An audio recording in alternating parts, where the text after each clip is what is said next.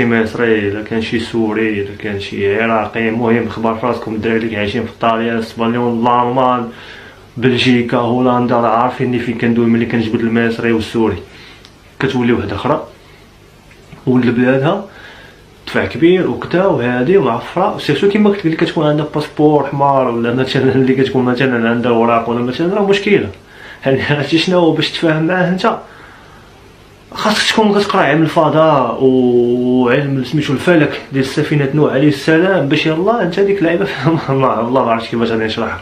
هذه المغربيه ديال هنا يعني كتكون دافع كبير بزاف، والاحتماليه ديال ديك العلاقه باش تنجح، مثلا باش تكون مغربي هنا عايش في اوروبا وهي مغربيه، باش تنجح ديك العلاقه بالرجوله عندك واحد 80% صعيبه باش تنجح، لان هي ديما حاسه براسها شي حاجه. والمشكل ديال المغربيه اللي ما كاينش في الاوروبيه، خاصهم هما غاديين، هو ان المغربيه ملي